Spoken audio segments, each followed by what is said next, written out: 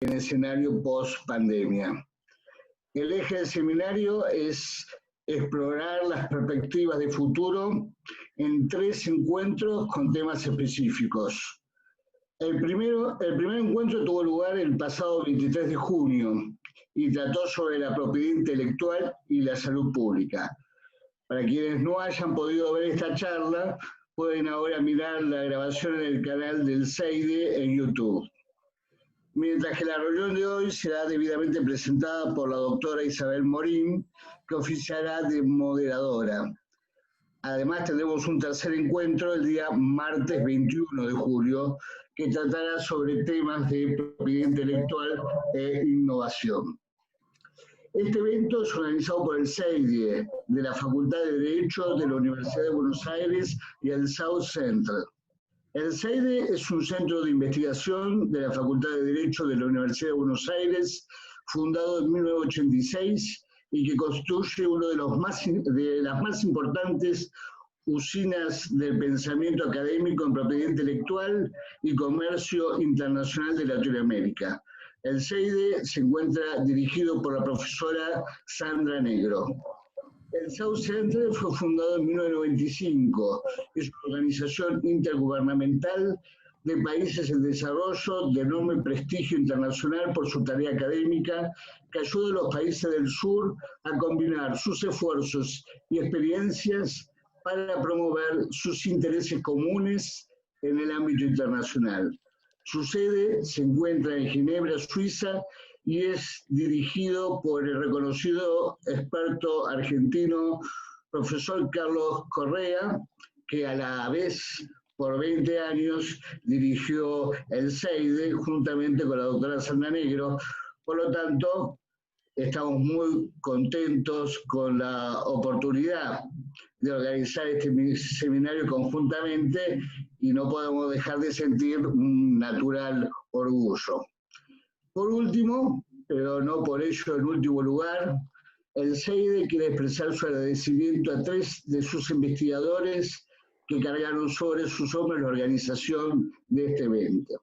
Muchas gracias a los investigadores Juan Correa, Martín Cortese y Alejandra Díaz. Ahora los voy a dejar con la doctora Isabel Morín, que será la moderadora de este encuentro. Isabel Morín es profesora de la Universidad de Buenos Aires y otras altas casas de estudio e investigadora del CEIDE. Isabel, el auditorio es tuyo. Muchísimas gracias, doctor Guillermo Vidaurreta. Bueno, hoy vamos a escuchar a 3 excelentes expositores. Va a comenzar hablando la doctora Roxana Blasetti, luego vamos a escuchar al doctor Rafael Pérez Miranda y por último al ingeniero Lautaro Vizcay. Lo que les voy a pedir a toda la audiencia es que las preguntas las vayan enviando a través del chat y que consignen en el chat a quién va dirigida la pregunta que están formulando. El espacio de las preguntas lo vamos a hacer al final de todas las exposiciones para que puedan los expositores aprovechar al máximo el tiempo que tienen asignado. Bueno, voy a presentar entonces a la doctora Roxana Blasetti. Ella es abogada de la Facultad de Derecho y Ciencias Sociales, la UBA, especialista en integración latinoamericana por la Universidad Nacional de La Plata, miembro del CEIDE, investigadora asociada del Max Planck Instituto de Innovación y Competencia de Múnich, directora de la especialización en negociaciones y comercio internacional de agroindustrias, FAUBA-UBA, y la doctora dicta cursos de posgrado en la Facultad de Derecho de la UBA, Flaxo, en el Instituto de Integración de la Universidad de La Plata y en la Universidad de la República de Montevideo. Bueno, le damos la palabra a la doctora Blasetti. La escuchamos, doctora. Muchas gracias, María Isabel. En primer lugar, quisiera agradecer a la Facultad de Derecho de la Universidad de Buenos Aires por esta iniciativa, también al South Center muy especialmente a la profesora Sandra Negro y al doctor Correa por esta invitación. Y voy a intentar cubrir la propuesta del título, que es muy desafiante, pues los elementos propiedad intelectual, post-pandemia y comercio de alimentos y agricultura familiar, en realidad son una serie de elementos que tienen su vinculación, y por lo tanto voy a intentar acomodar, acá voy a compartir la presentación, voy a intentar acomodar 3 elementos de la siguiente manera. En primer lugar, me voy a referir brevemente a lo que en este momento es el escenario internacional y la agenda de relacionamiento externo del Mercosur. Luego me voy a referir brevemente al acuerdo UE-Mercosur en su capítulo de propiedad intelectual. Y por último, algunas reflexiones respecto a la normativa, perspectivas y dónde podría Mercosur hacer hincapié en su trabajo interno para afrontar de una manera más exitosa y aprovechar mejor seguramente las perspectivas y las oportunidades que este proceso de apertura brinda. Entonces, efectivamente la agenda de relacionamiento externo del Mercosur no se circunscribe a la Unión Europea, si bien es un hito en el proceso de apertura del Mercosur. Está prácticamente terminada la negociación con EFTA. EFTA incluye a Islandia, Liechtenstein, Noruega y Suiza. Está muy avanzada la negociación con Canadá, y está iniciándose la negociación con Singapur y con Corea del Sur, y también profundizándose los acuerdos ya existentes con América Latina. O sea que este es un proceso en curso que vale la pena hacer algún análisis de qué implica desde el punto de vista del comercio de alimentos vinculado a la propiedad intelectual, que es digamos, el desafío de este seminario. Ya antes de la pandemia se avisoraba un debilitamiento de las reglas multilaterales. Los especialistas estaban hablando de que el comercio internacional, por las iniciativas unilaterales, el resquebrajamiento, digamos, del orden multilateral en cuanto a comercio y reglas, ya avisoraba algún protagonismo mayor por parte de los esquemas de integración. Estamos hablando de un nuevo regionalismo, enmarcado en lo que jurídicamente son los acuerdos reglamento, o sea que no solamente incluyen una desgravación, una facilitación del comercio, una eliminación de aranceles, sino también contienen las reglas propias de ese acuerdo que va a regir el comercio de prácticamente el 90% del universo arancelario. Entonces, efectivamente, estos procesos de apertura y estas firmas de acuerdos de libre comercio le dan, y voy a circunscribirme de vuelta al tema, al Mercosur un acceso preferencial a los mercados externos. Por nombrar solo el acuerdo UE-Mercosur, se está creando un mercado de 800 millones de consumidores. El mundo demanda alimentos. Esto se mostró ahora durante la pandemia. Si hay un sector que aumentó la producción y las ventas y la exportación, es el sector de alimentos. En el caso argentino, Argentina no dejó de producir alimentos ni de exportar alimentos, y la demanda mundial sigue creciendo. Entonces es posible avisorar un escenario futuro próximo de incremento de demanda de alimentos y también de protagonismo del Mercosur como proveedor de alimentos. Con esto no quiero decir que es el único sector en el cual el Mercosur es competitivo, pero sí es muy competitivo en el tema alimentos, y es el tema del seminario, por eso me voy a remitir a este sector. Y ahora vamos a muy breve síntesis, pero como para ejemplificar la situación de la propiedad intelectual en Mercosur, el rol de la propiedad intelectual en el comercio mundial de alimentos. Y entonces me gustaría hacer una muy breve síntesis de lo que fue y de lo que es aún la negociación de este acuerdo, para después extrapolar a las negociaciones en curso y a los desafíos y oportunidades para el Mercosur. Bueno, este acuerdo inició hace mucho tiempo, casi 20 años. Desde el inicio, Mercosur se opuso a tener obligaciones en materia de propiedad intelectual incluidas en un capítulo del acuerdo.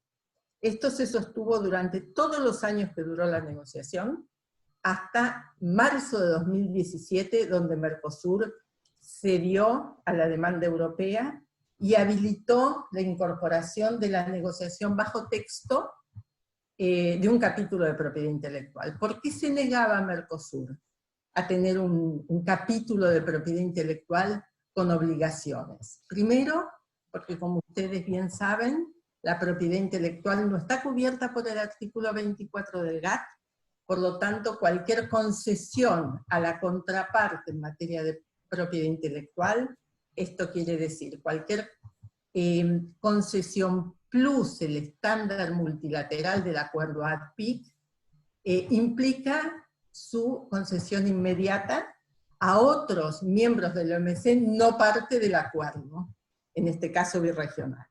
Esto era una preocupación del Mercosur, sumado a su competitividad en el sector agroindustrial y saber que propiedad intelectual iba a ser seguramente un trade-off con el acceso de los productos agrícolas, comparando además con otros acuerdos ya suscritos por la Unión Europea con otros países de la región, donde había muchos compromisos plus el estándar OMC. Entonces las preocupaciones eran muchas y se sostuvo prácticamente todo el tiempo de negociación la negativa del Mercosur. Mercosur proponía un diálogo birregional, no un texto, no un capítulo vinculante. Finalmente se accedió. Si tomamos los dos textos, porque Mercosur aceptó la negociación sobre texto, pero rechazó el texto propuesto por la Unión Europea. Entonces presentó por primera vez en marzo de 2017 su propio texto. Ambos dos están disponibles en la web. Si uno compara ambos textos, la verdad es que los negociadores trabajaron en un tiempo récord, porque en 2 años, en junio de 2019, estaba acordado el capítulo. Y si vemos los textos originarios de ambas partes, son muy disímiles. Entonces realmente fue una tarea titánica. Puede decirse que el resultado es un texto balanceado, con muy pocas concesiones por parte del Mercosur. Para Mercosur ha sido un texto que podemos decir que no es su objetivo, que era no tener un capítulo, pero donde tiene muy poco plus respecto al estándar multilateral, y para la Unión Europea es el acuerdo que prácticamente es el menos, donde obtuvo menos en todas sus negociaciones externas. Esto que estoy diciendo vale para todo el capítulo de propiedad intelectual y para todas sus categorías de derechos de propiedad intelectual, con la única excepción de indicaciones geográficas, que le voy a dedicar 5 minutos, y que es directamente aplicable al comercio de alimentos. Entonces, para sintetizar, es un capítulo que puede considerarse un triunfo de Mercosur, salvo en el aspecto de indicaciones geográficas, igualmente insatisfactorio para ambas partes, porque ninguna de las dos quedó satisfecha en sus ambiciones. Antes de ir a indicaciones geográficas, y siempre relativo al comercio de productos agrícolas y alimentos, algunos elementos para que se den cuenta y dimensionen por qué digo que ha sido un acuerdo finalmente satisfactorio para el Mercosur en esta materia. Semillas. No se acordó ninguna protección plus el artículo 31 fija la protección sui generis bajo la Unión de Protección de Obtenciones Vegetales, bajo cualquiera de las dos actas, 78 o 91.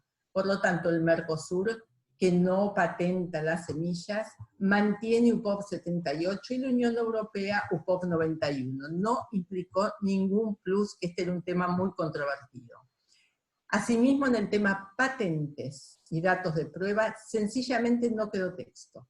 Esto era un importante riesgo para Mercosur, por lo que implican, me voy a referir al sector nuevamente, las patentes en todo lo que es la biotecnología y la innovación, y la Unión Europea proponía una extensión del plazo de las patentes, y lo mismo derechos de exclusividad para los datos de prueba, lo cual comprometía el registro de agroquímicos y productos veterinarios, y Mercosur logró que no quede ni texto, o sea, ningún compromiso plus.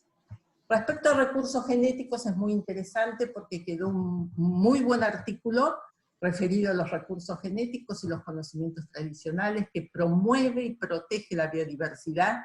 Mercosur es un área biodiversa, megadiversa, digamos, y lo que no se logró fue la obligatoriedad de la denuncia del origen y el reparto justo y equitativo de los beneficios, pero quedó abierto ese artículo, a que si hubiera avances en el ámbito de la Convención de Diversidad Biológica, en el TIRFA, en el Protocolo de Nagoya, podría revisarse este artículo e incluirse la obligatoriedad de la denuncia y el reparto justo y equitativo.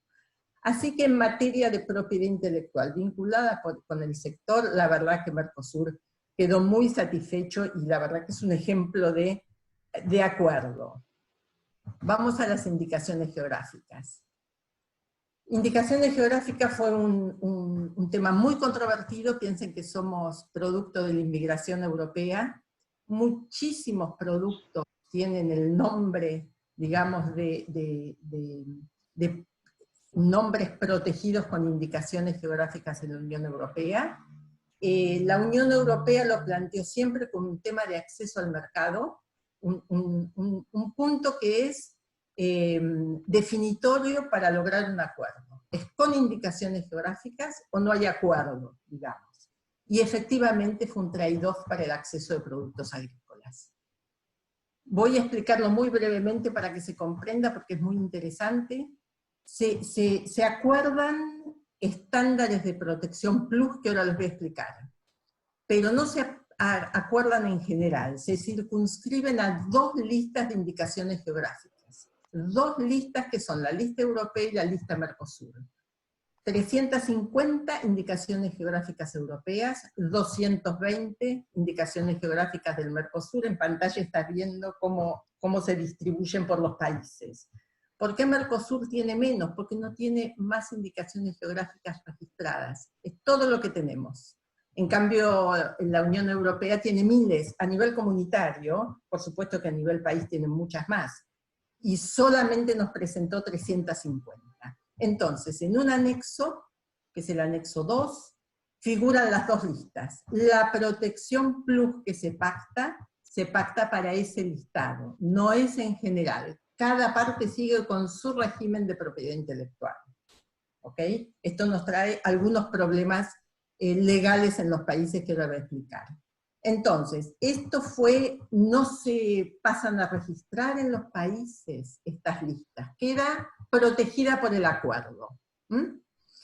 ¿Cuál es la protección plus que se acuerda? Ahora vuelvo a esa filmina. Lo primero que concede el Mercosur es la exención de la protección con derechos exclusivos, no solo para vinos y espirituosas, que es el estándar ATPIC, sino también para el resto de los productos agrícolas. Primera concesión del Mercosur. Segunda concesión del Mercosur, acepta la protección plus que tiene la Unión Europea al estándar ATPIC, que comprende, para explicarlo más o menos fácil, la evocación. O sea, no solo el nombre de la indicación geográfica podría ser una infracción, también los colores de una bandera, o un signo, la Torre Eiffel, A asocia a Francia, A al lugar de origen, podría estar en infracción un producto, no solo por el uso del nombre, podría no tener el nombre y tener la Torre Eiffel, un queso, y decir que estaría en infracción. Esas son las dos concesiones en cuanto a estándar de protección, y también Mercosur concede la protección de oficio en frontera. El nivel ADPIC solo admite el control en frontera de oficio de marcas y de derechos de autor. Pues acá Mercosur concedió también el control de las aduanas para indicaciones geográficas posibles en infracción. Entonces, ¿qué implica esto? Que es muy interesante. Implica un doble estándar de protección, porque en nuestros países, Argentina particularmente, porque Paraguay tiene otro régimen, Argentina tiene un estándar de más protección para vinos y espirituosas, de menos protección para el resto de los productos agrícolas. Protección que bajo el ADPIC es solo contra la competencia desleal o el engaño al consumidor. ¿Esto qué quiere decir en concreto? Que hay una discriminación inversa a nuestros productores. Van a quedar más protegidos los productores europeos de la lista de IG del listado que nuestros propios productores. Les voy a poner un ejemplo, para que me entiendan. Estos son las indicaciones geográficas argentinas. Salame de Tandil, por poner un ejemplo. Hoy por hoy, salame de Tandil es una IG. Todos los productores que cumplen con el requisito del dossier producen y venden y etiquetan como salame de Tandil. Pero si hay un señor a 10 kilómetros, también en Tandil, que hace salame, pero sus requisitos no alcanzan a cumplir las condiciones del dossier de la IG, le pone salame tipo Tandil, o le pone salame el tandilense, ¿ok? Eso es permitido, es legal y no está en infracción, según el estándar actual, que no da derechos exclusivos. Con lo que Mercosur le concedió a la Unión Europea, ese productor no va a poder ponerle más tipo Tandil, porque está en infracción. Entonces, lo que esto va a generar es que va a haber una especie de upgrade del derecho de protección de nuestros productores, no de vinos espirituosos que ya tienen derechos exclusivos, sino de estos, del resto, y que ese upgrade puede implicar perjuicio para productores locales que no llegan al estándar de la IG. Y ahora me voy a referir a eso en un minuto, cómo solucionarlo. Bueno, muy sintético, grandes problemas con los derechos adquiridos. De las 350 indicaciones geográficas, alrededor de 45, 50 colisionaban con derechos de usuarios previos de los nombres, hoy IG de la UE reconocidas en anexo, y esto no era una infracción porque estaban habilitados por el acuerdo ADPIC a usarlo. Me refiero a marcas previas, iguales o idénticas con una IG reconocida ahora a la Unión Europea, con variedades vegetales, estaba permitido su uso, lo mismo que los genéricos, que designa un tipo de producto, y lo mismo que los homónimos.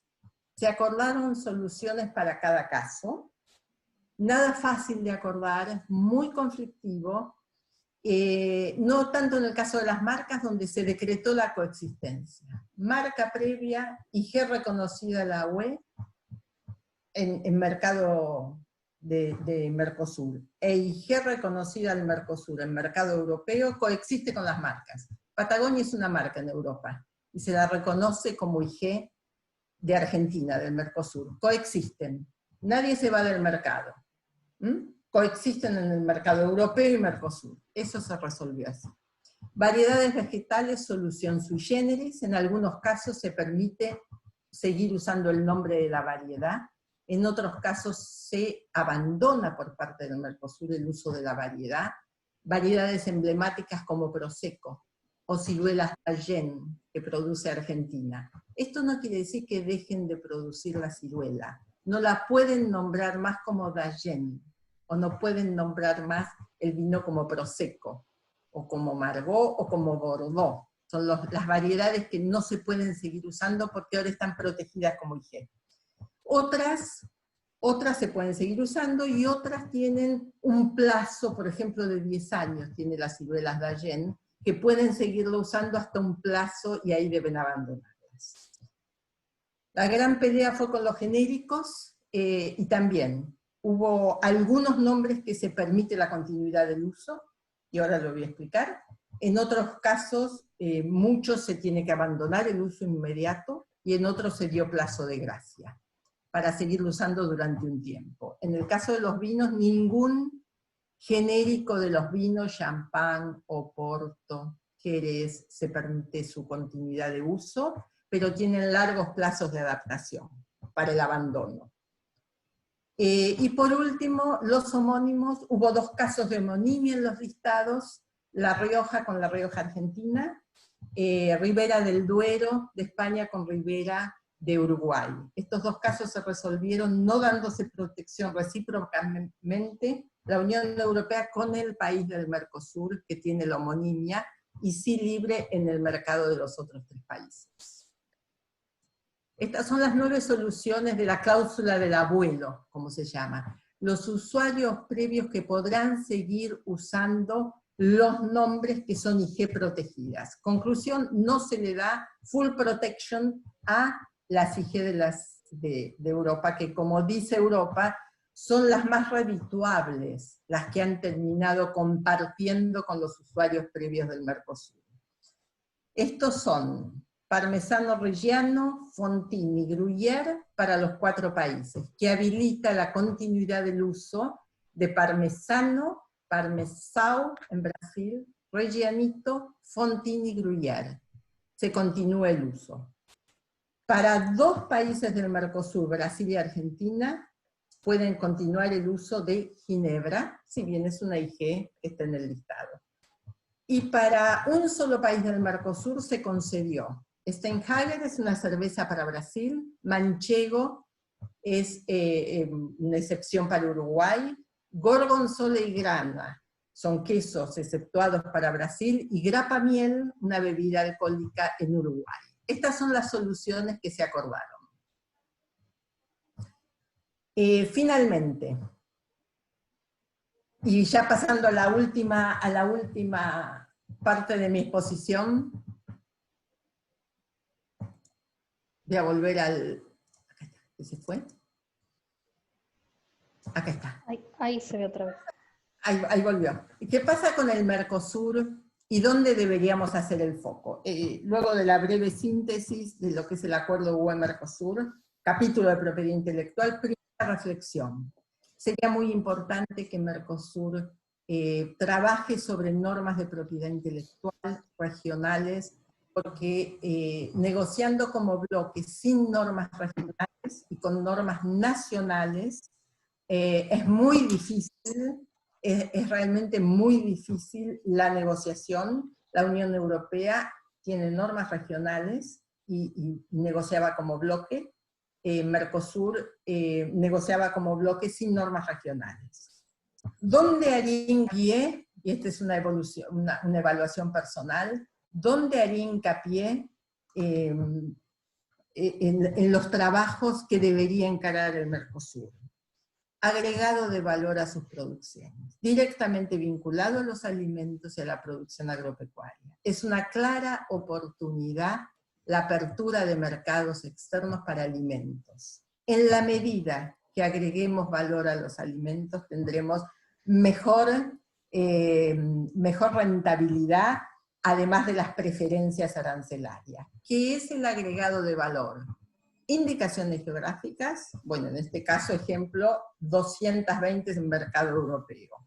Todos los acuerdos venideros tienen un capítulo de propiedad intelectual e indicaciones geográficas. O sea que se nos van abriendo los mercados para las indicaciones geográficas de la región. Segundo, ¿solo indicaciones geográficas? No, la indicación geográfica es un instituto de propiedad intelectual que crea Europa dentro de la PAC, la Política Agrícola Común, para beneficiar a los productores de Europa. Pero los productores del Mercosur disponen de otro montón de instrumentos sellos de calidad, marcas colectivas. Los 4 países tenemos el sello de la agricultura familiar, el sello de la mujer, los sellos orgánicos. Argentina tiene el sello Alimentos Argentina, una elección natural, y así tienen los 4 países. Un montón de instrumentos de propiedad intelectual que agregan valor en origen, impactan en el desarrollo de las poblaciones rurales, evitan el movimiento a las ciudades y permiten que las familias se queden trabajando en las regiones. Entonces, Mercosur no tiene prácticamente normas, tiene la decisión 8 del año 95, mucho antes que hubiera todavía, ya estaba el acuerdo, pero todavía no había obligación de implementación que entre en vigencia en el año 2000, el acuerdo ADPIC, y esa norma del decisión 8 del 95 hace una especie de relevamiento de lo que son los estándares ADPIC, pero no crea estándares regionales. Y luego, a fin del año pasado, se aprobó la decisión 10, porque los países del Mercosur se dieron cuenta que Europa nos reconocía nuestras indicaciones geográficas, y entre nuestros países no las teníamos reconocidas, no teníamos un reconocimiento mutuo de nuestras indicaciones geográficas. Estaba ausente el tema en la normativa Mercosur. Entonces, Mercosur se apura a tener una norma de reconocimiento entre los países, y ahora hay mucho por hacer. Podría pensarse en sistemas regionales de valorización, en marcas Mercosur, en sellos Mercosur para los productos y los alimentos. Bueno, este es un gran desafío frente a una enorme oportunidad y mercado, como decíamos, de 800 millones de consumidores. Segundo tema, transferencia de tecnología. No tenemos normativa al respecto, no estamos mirando, y lo digo positivamente, lo que implica la innovación en el sector agroindustrial. Si pensamos en lo que es la edición génica, la biotecnología, ahora parece que la siembra puede ser por inyección, no se va a sembrar más, la siembra directa ya parece antigua, y la captura de nitrógeno directo por las plantas son todas innovaciones tecnológicas desarrollándose en distintos centros de investigación del exterior, algunas islas aquí en Mercosur. O sea que la ecuación del valor, recurso genético, agua, fertilidad del suelo, e innovación y costo de la propiedad intelectual está pesando cada vez más sobre el producto final. Mercosur debería desarrollar directrices, criterios, objetivos para la transferencia de la tecnología y para mejor aprovechamiento de la tecnología, pues tenemos los recursos, pero hay muchos desarrollos tecnológicos que inciden directamente en la producción y que inciden directamente en los costos de producción. Esto habría que prestarle especial atención. Y por último, recursos genéticos, conocimientos tradicionales, siendo una región megadiversa como somos, hay alguna legislación en alguno de los países, no tenemos criterios de utilización, de aprovechamiento de los recursos genéticos de la región y de lo que implica, y de la propiedad intelectual aplicada, reparto justo y equitativo. No tenemos ni criterios ni directrices comunes, y la verdad que nos estamos perdiendo una gran oportunidad de aprovechamiento. Y bueno, esas son mis reflexiones, son los primeros o los principales elementos donde yo pondría la atención a nivel Mercosur para enfrentar las próximas negociaciones y sacar mucho más provecho. Muchas gracias y quedo a disposición.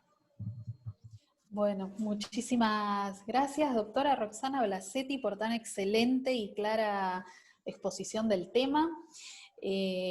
Ahora vamos a seguir el seminario escuchando la exposición del doctor Rafael Pérez Miranda. Él es abogado y doctor en Derecho Internacional de la Facultad de Derecho de la Universidad de Buenos Aires, profesor titular e investigador de tiempo completo en la Universidad Autónoma Metropolitana de México, investigador del Sistema Nacional de Investigadores de México, CONACYT, miembro del CEIDIE, Facultad de Derecho de la Universidad de Buenos Aires, coordinador de la Maestría en Derecho, Universidad Autónoma Metropolitana. Tendríamos que ver si el doctor está... Ahí está, doctor Rafael, le doy la palabra, ahí lo veo. Hola, ¿qué tal? Gracias. Muchas gracias al CIDIE, institución muy querida, de la que tengo el honor de ser miembro, desde hace muchos años y donde tengo muchos amigos, por suerte inteligentes, y muy trabajadores. Y sobre todo una institución con una concepción social y nacional histórica, muy importante. Para mí es un honor esta plática. Gracias Sandra, gracias Guillermo, gracias por coordinar. Yo supongo que se debe estar escuchando un ruido de fondo de una banda que está tocando, ¿o no? ¿No molesta? Se escucha, pero muy bajito. No molesta. Pero ahí no se lo escucha a usted, doctor.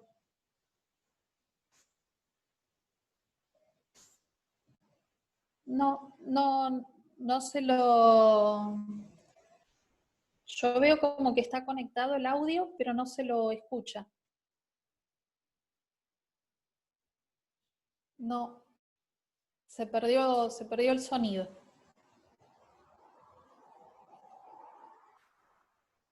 Bueno, ahora mientras que esperamos que el doctor pueda arreglar el sonido, estas son las cosas que nos pasan en esta nueva era del Zoom, el Meet y las webinar.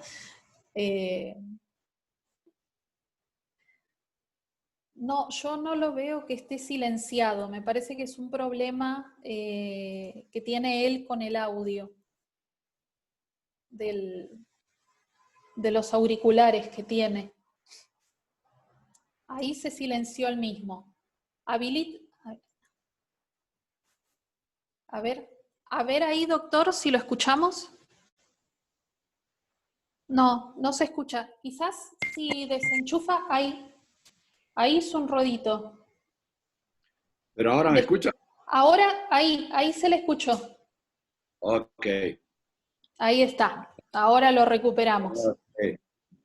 Muy bien. Bueno, estaban los agradecimientos, los doy por hechos a todos. Muchas gracias por la invitación. Para mí es un honor estar con ustedes.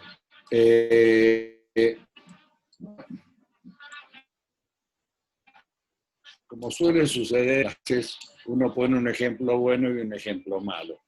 En el caso me toca a mí el ejemplo malo. Sí. Bueno. ¿Se escucha bien? Sí, ahí se escucha, doctor. Ah, perfecto. Muy bien. Entonces vamos a hablar del tema alimentos y propiedad intelectual. Quizá un poco recordar, ¿no?, que la mayor parte de la historia de la humanidad el ser humano estuvo luchando para conseguir sus alimentos, con ciertos éxitos a veces, con fracasos, con inicios exitosos, ya muy antiguos en el uso de algunas pequeñas herramientas, pero recién en los últimos 10, 12.000 años podemos hablar de, digamos, de seres humanos sedentarios, no cazadores-recolectores, que lograban mediante la agricultura, la cría de ganado, etcétera, tener cierta subsistencia alimentaria. Con el tiempo fue perfeccionando, la tecnología fue perfeccionando la producción, hasta llegar en un momento que organizó un sistema, que es el actual, en virtud del cual, por más que quiera trabajar todo el día, pues es probable que no consiga trabajo, y aunque trabaje, es probable que esté mal alimentado. Entonces, cuando hablamos de, digamos, como que el éxito tecnológico llevó a una cierta apropiación de los medios, no solo de producción, sino además de los consumos, y, digamos, la tecnología favoreció y perjudicó al ser humano de manera más o menos paralela. De todas maneras, vamos a tratar el tema. Es decir, cuando hablamos de alimentación, cuando hablamos de alimento, hablamos también de hambre. Es decir, hablamos de las dos cosas simultáneamente.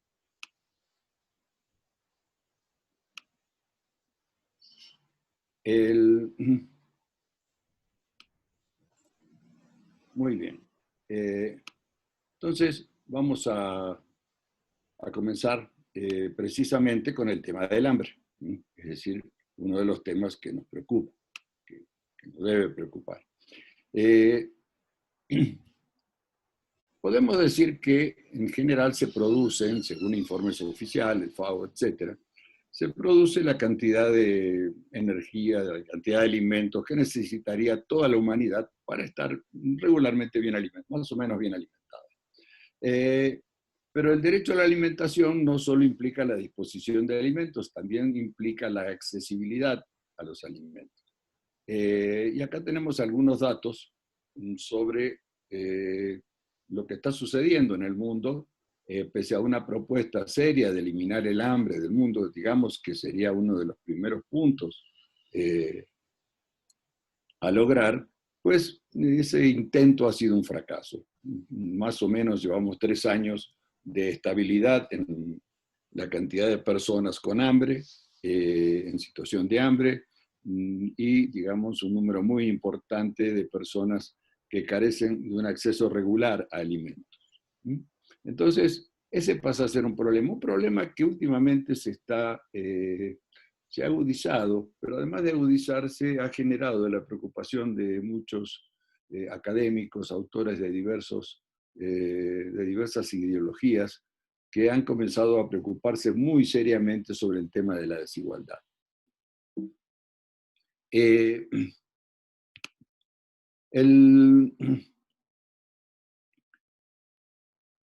La protección digamos, el estímulo a la investigación, ¿no?, para la mejora de los vegetales, animales que requerimos para nuestra alimentación, no tuvo un sistema similar al que tuvieron las invenciones y los derechos de autor durante muchos siglos. Digamos que es muy novedoso el sistema y es un sistema que coincide, o sea que tiene un comportamiento inverso, es decir, primero se dieron las grandes innovaciones en fitomejoras, la Revolución Verde, la fundación de instituciones de investigación exitosas en diversos niveles, y poco a poco se comenzó a generar un sistema de estímulo a la protección de los vegetales. Ese estímulo fue bastante original, así como es original todo el sistema de propiedad intelectual que permite estimular las invenciones sin que el Estado tenga que gastar y permite fijar los precios de los productos patentados sin necesidad de estudiosos o de funcionarios que los definan, lo dejamos todo al mercado. También en este caso había varias experiencias nacionales, pero desde el punto de vista internacional, los estímulos a las mejoras, a las fitomejoras, comienzan muy tarde. Comienzan, como dije, después de la Revolución Verde y cuando ya se estaban generando instituciones muy, muy importantes de investigación. ¿Dónde está la originalidad, ¿no? El primer punto es, se establece digamos, para no afectar, ¿no?, un principio del sistema de patentes bastante consolidado, que era que no se protegían los productos derivados de procesos esencialmente biológicos, se altera otro principio, pero ya no del derecho de propiedad intelectual, sino del derecho privado tradicional, que es la divisibilidad del derecho de propiedad. Se establece una distinción en el derecho de propiedad en virtud del cual el agricultor que adquiere material de propagación, material de multiplicación, no es un propietario pleno en el sentido estricto de la palabra, sino que comparte ese derecho de propiedad con otra persona, con otro sujeto jurídico. Ni siquiera comparte, ni siquiera es copropietario, sino que tiene un acapito diminucio que le impide ejercer de manera plena sus derechos de propiedad. Se establece también un esquema en virtud del cual se elimina el agotamiento del derecho de propiedad intelectual. Es decir, yo puedo comprar semilla protegida, la siembro, la multiplico, si la quiero vender tengo que pagarle licencia a quien me la vendió, quien la compró va a seguir teniendo material de propagación protegido, si lo quiere vender va a tener que seguir pagando, es decir, hasta que no se agote el plazo de la protección, digamos, no se agota el derecho de propiedad intelectual. Digamos, este proceso no fue muy exitoso en el número de países al que adhirieron. Fue un tratado internacional que nace muy pobre, nace con 6 firmantes y demora varios años en lograr las 3 ratificaciones que necesitaba para cobrar vigencia. Es recién a partir de ADPIC que los países, para pertenecer a la Organización Mundial del Comercio, tienen que adherir al acuerdo ADPIC, y en el acuerdo ADPIC se establece el compromiso de que los países que no protejan con patente las plantas deben tener un sistema sui generis de protección, y se entendió en general que este sistema sui generis era el sistema UPOV. A partir del acta de 1991, que se elabora por exigencia de Estados Unidos, es un caso extraño también, todo esto es muy peculiar, ¿no? Un país no adapta su legislación al tratado, sino que exige como condición para adherir al tratado que modifiquen el tratado, y el conjunto de los restantes países así lo hace. Eran muy pocos en ese momento, de todas maneras. Pero se modifica, y en esta modificación se eliminan algunas excepciones que se habían establecido. Es decir, el sistema UPOV adopta en gran medida los elementos básicos del sistema de propiedad intelectual, sobre todo la explotación exclusiva, pero establece una serie de excepciones, las más destacadas, el privilegio del agricultor y el privilegio del fitomejorador. Además de que solo se protegía al obtentor respecto al adquirente, solo estaba limitado a la comercialización de las semillas. Esas eran, digamos, las primeras redacciones. Esto se empiezan a establecer una serie de excepciones, digamos, se hace más fuerte, más la protección por parte del obtentor, lo cual genera dificultades para los agricultores, con una ventaja que era que quienes pertenecían a UPOV 78 no estaban obligados a adherir a UPOV 91, es más, muchos países adhirieron a UPOV 78 cuando ya estaba vigente UPOV 91, sin que eso genere problemas. México, como casi todos los países de América Latina, había adherido a UPOV 78 y había dictado una legislación quizá un poco más protectora que la de UPOV 98, pero que en términos generales seguía esos lineamientos. En medio de este esquema,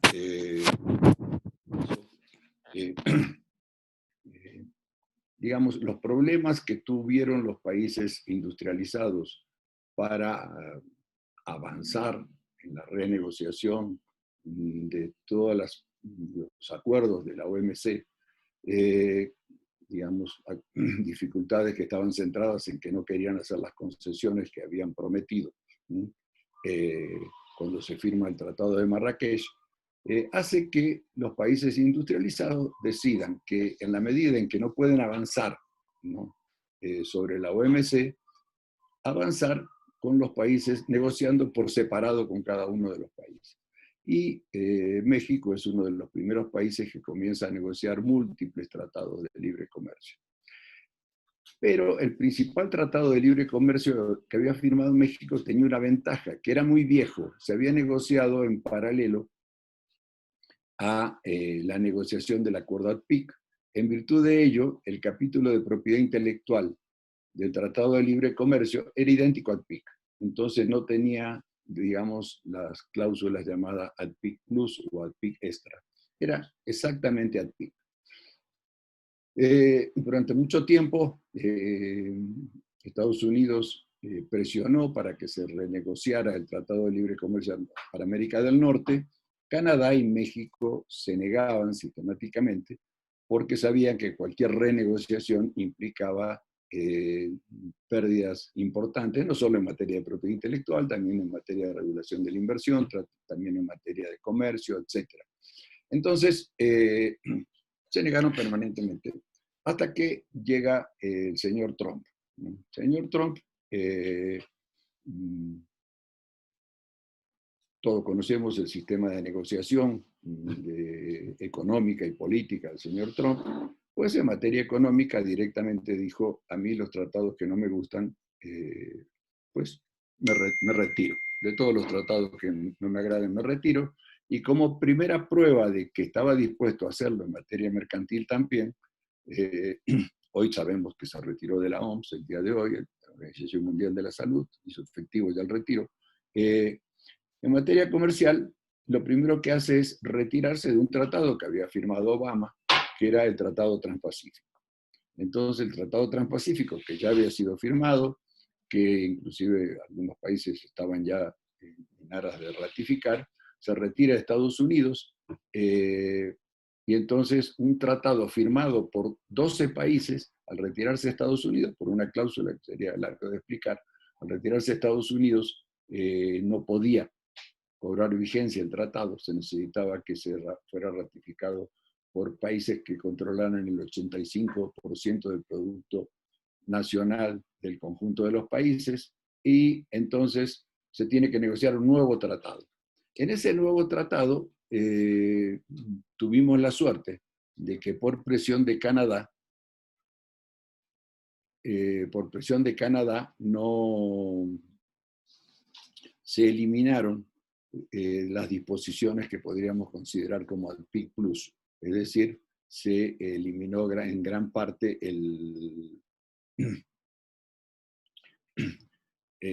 digamos, el articulado que implicaba un incremento sustancial en los estándares de protección de la propiedad intelectual.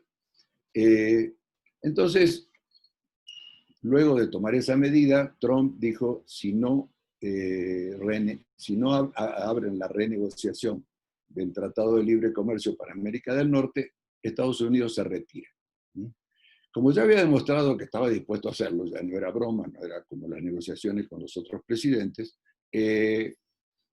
hubo que entrar a analizar qué significaba el retiro de Estados Unidos, y resultó que había una cláusula, tenemos acá puesta el artículo 2005, que dice que Estados Unidos, que cualquiera de los 3 países puede denunciar el tratado, y esa denuncia cobra efecto a los 6 meses. Para México, tenemos que pensar que México exporta aproximadamente $1.000 millones diarios a Estados Unidos. Pues en 6 meses no podía reestructurar toda su economía, que en gran parte estaba basada en la producción de complementos para la economía norteamericana, de autopartes, de partes de avión, etcétera, etcétera. No podía reestructurar su economía en esos plazos. Tampoco Canadá, ¿no? Entonces tienen que aceptar la renegociación. Con un problema: en esa renegociación Trump impone otro artículo idéntico, o sea que con todo lo que se perdió en esta renegociación del Tratado de Libre Comercio para América del Norte, del NAFTA, no se está seguro de que se va a tener una paz en las negociaciones comerciales durante un tiempo, ¿no?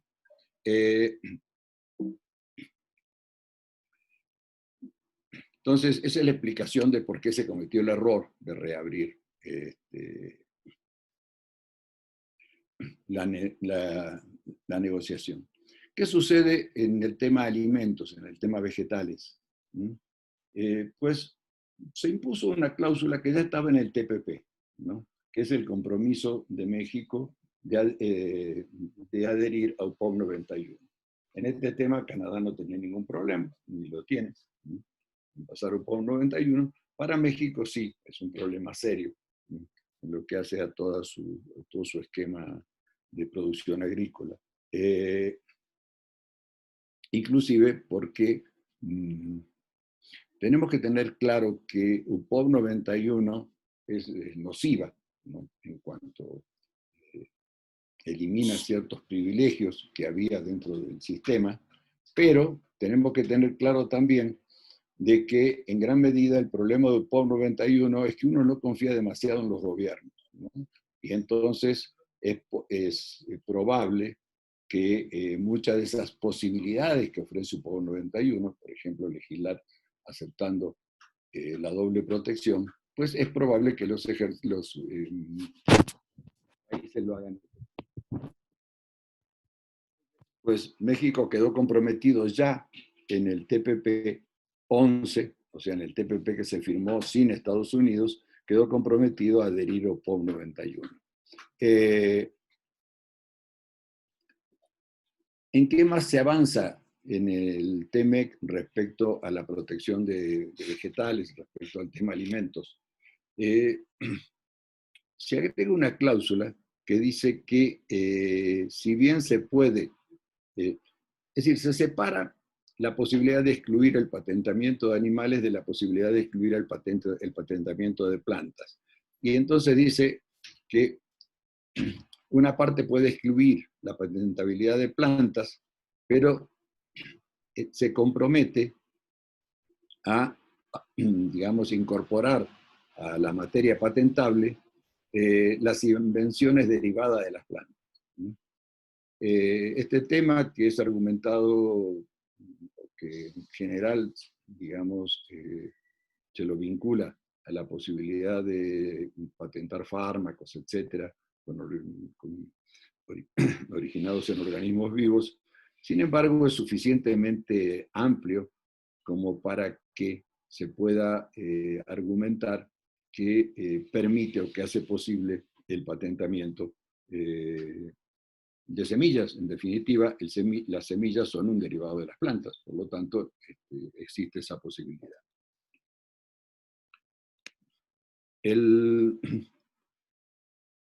Incorpora un capítulo sobre agricultura, que es un capítulo un poco original en los tratados de libre comercio. En general, los tratados de libre comercio no contemplan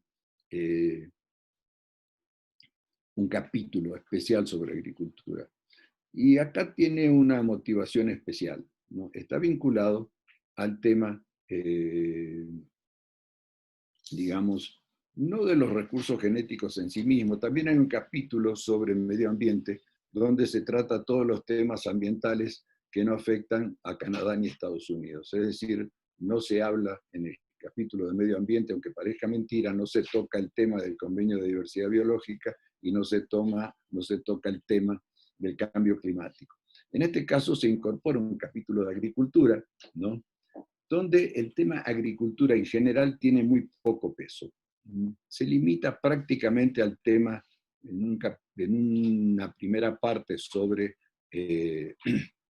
seguridad alimentaria, al reconocimiento de las disposiciones del GATT 94 respecto a los casos extremos en los cuales un país puede prohibir exportaciones. Prácticamente es lo único que toca del tema agricultura en la primera parte de ese capítulo. Sin embargo, en la segunda parte del capítulo, entra el tema que le interesaba a Estados Unidos. La segunda parte se llama biotecnología agrícola. Y acá inserta muchos temas que deberían estar, ¿no?, en el capítulo de medio ambiente. Es decir, define la biotecnología agrícola claramente, ¿no?, como la regulación del comercio internacional de transgénicos o de organismos vivos modificados. Así lo define con precisión, excluyendo además cualquier otro tipo de producto agrícola.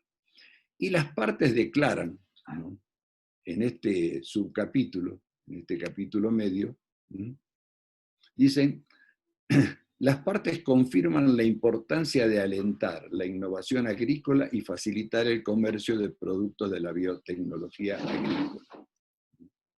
Lo cual, digamos, es claro que está refiriéndose, por un lado,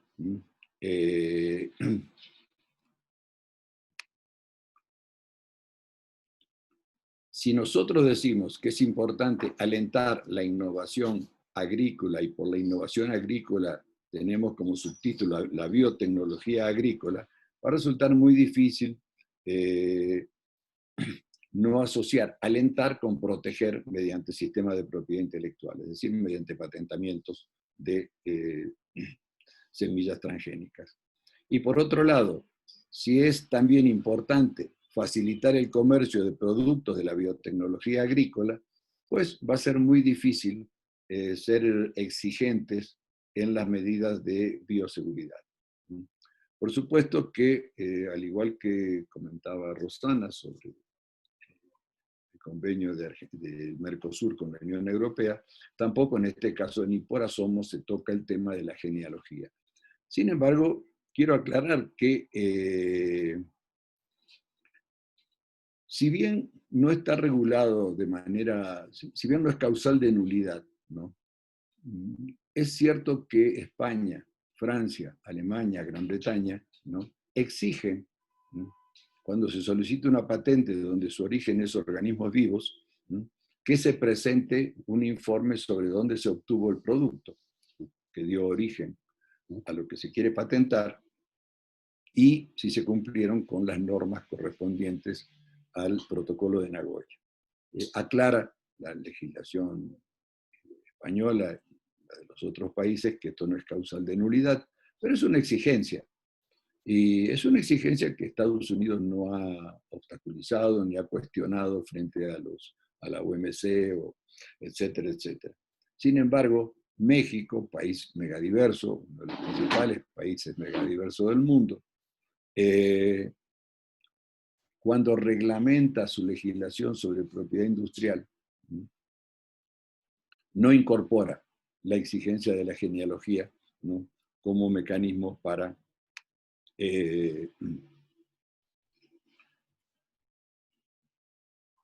evitar, digamos, el patentamiento que hagas de productos originados en la biopiratería. Claro, hace la aclaración que las disposiciones sobre agricultura biotecnológica no implican una autorización automática de la importación o exportación de transgénicos, etc. Pero sí, inclusive, es muy importante para Estados Unidos lo que exporta a México en materia agrícola. Exporta mucho maíz, por ejemplo. México se autoabastece de maíz blanco, utilizado para el consumo de las personas, pero importa casi todo el maíz, o una parte importante del maíz para alimentos de animales, que es maíz transgénico. Entonces, pues, se regula este tipo de posibilidades. Es decir, México se vio obligado a firmar un tratado, pero quiero hacer algunas aclaraciones, que es tan malo el tratado como la legislación que se aprobó en materia de propiedad industrial y en materia de derechos de autor por parte de los legisladores mexicanos. Hay un tema que es interesante, que da una idea de los problemas que en muchos de nuestros países tenemos no solo con el imperio, sino con los legisladores nacionales o con los ejecutivos nacionales.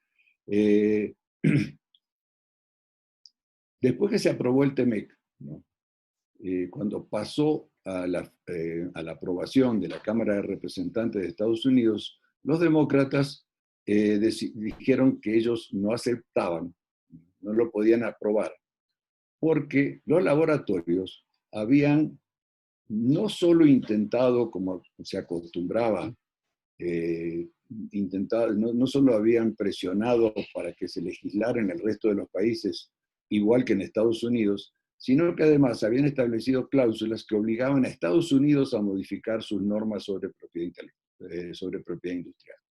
Entonces, los representantes dijeron, o sea, el argumento era que si ellos ganaban las elecciones de este año, pues, y querían hacer las reformas que proponían en su programa para el sistema de salud, los fármacos iban a ser, las normas del TEMEC encarecían en demasía los fármacos para, digamos, el presupuesto norteamericano. Entonces hicieron que se reabriera nuevamente el TEMEC, hicieron un protocolo modificatorio del tratado modificatorio del NAFTA. Y en ese protocolo se eliminaron algunos puntos, entre otros las patentes de segundos usos, etc. México legisla incorporando la patente de segundos usos, ¿no? Y además acotando el agotamiento, el agotamiento del derecho de patentes. Es decir, habiendo ya y establece y copia la cláusula de patentamiento de material genético aislado, textual copia lo establecido en la directiva europea sobre patentes biotecnológicas. Es decir, y en el agotamiento del derecho de patente agrega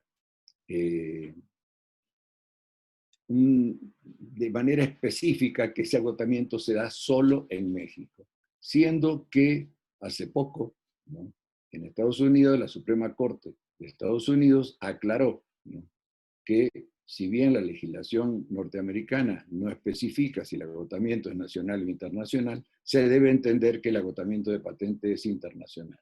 Es decir, la legislación mexicana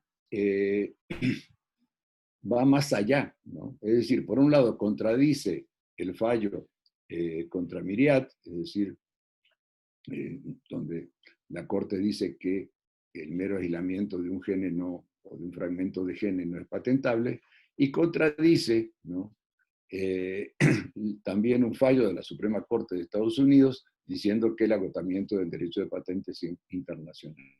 Es decir, establece un esquema de protección a los laboratorios de un estándar superior al de Estados Unidos. Acepta normas que los legisladores norteamericanos consideraron que encarecían en demasía el gasto público de Estados Unidos en fármacos, y México, que tiene problemas muy serios para adquirir los fármacos imprescindibles para cumplir con su obligación de proteger el derecho de acceso a la salud, sin embargo, lo firma, igualmente lo firma. Entonces, pues, quería hacer estos comentarios. Como decía, Rosana nos presentó un panorama muy satisfactorio respecto a las negociaciones del Mercosur con la Unión Europea.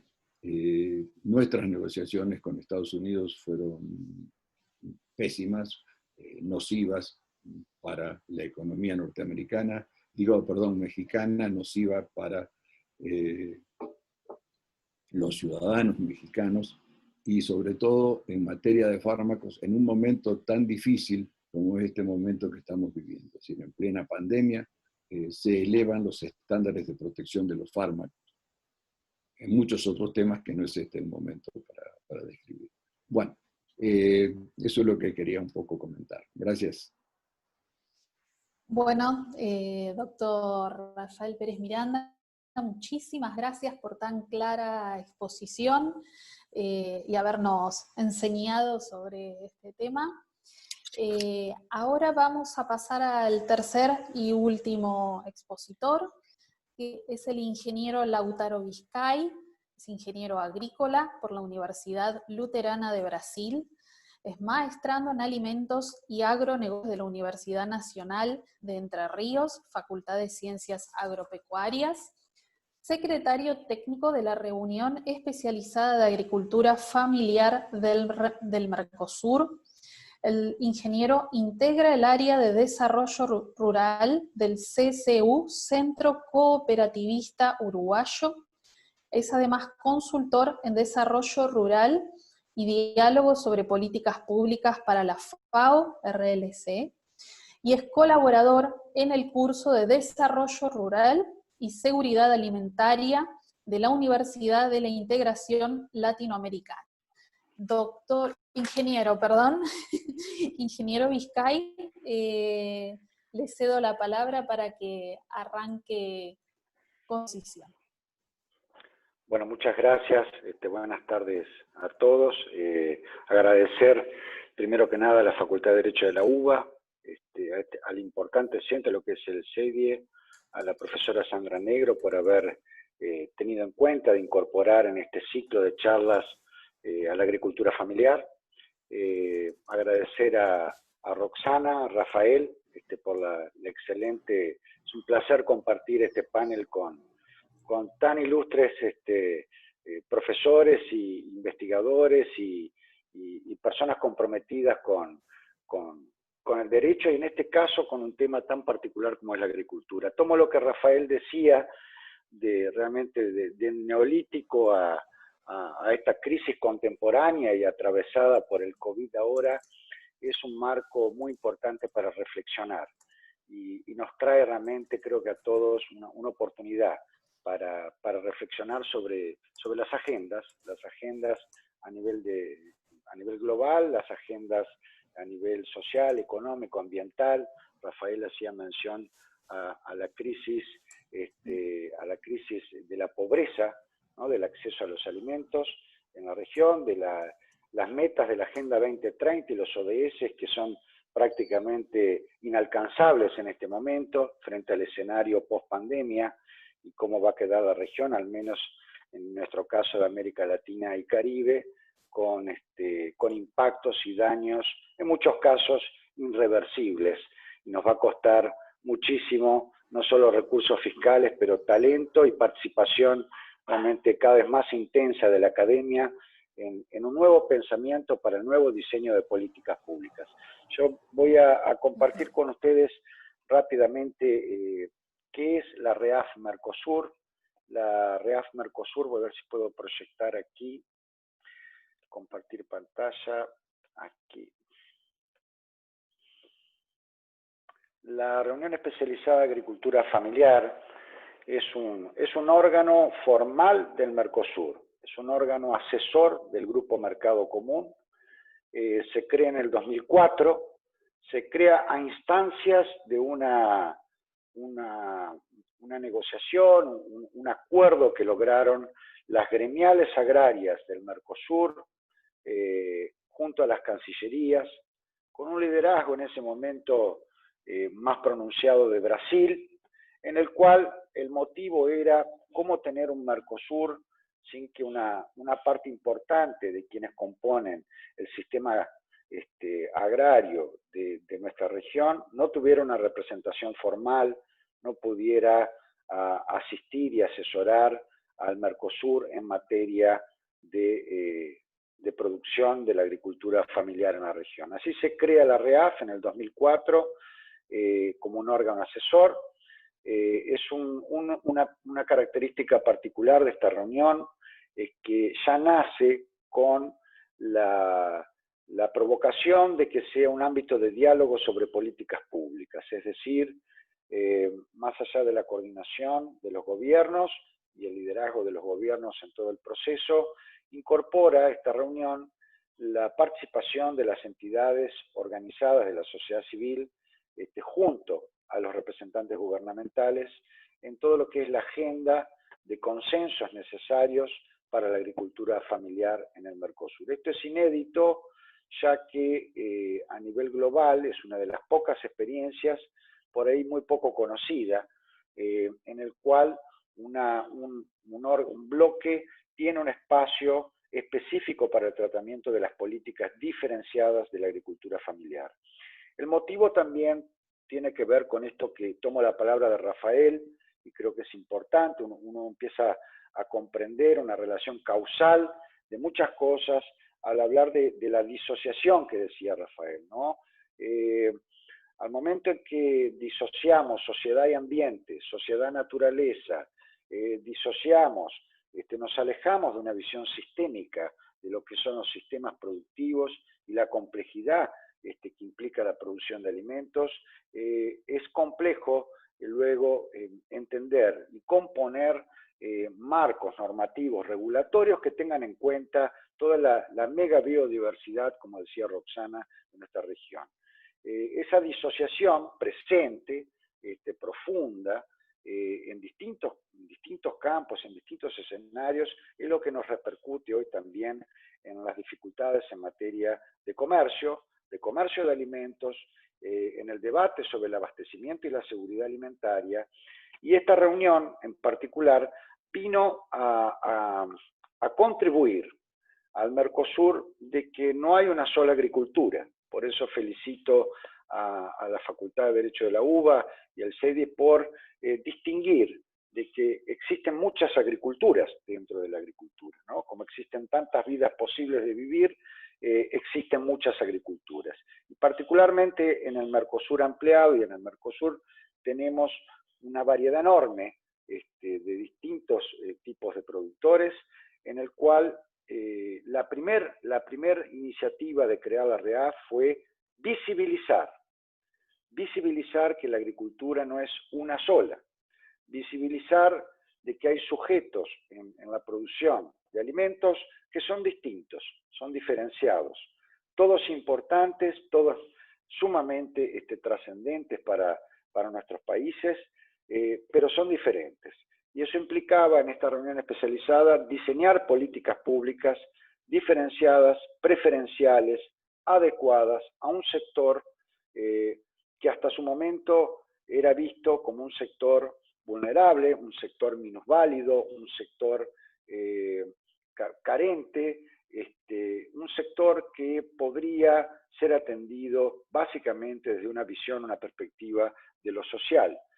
Cosa que queda demostrada que no es así. Al crearse la REAF, se pone en el centro de la escena que la agricultura familiar campesina, indígena, comunitaria de la región, del Mercosur, se trata de una agricultura integrada por sujetos económicos, ¿no?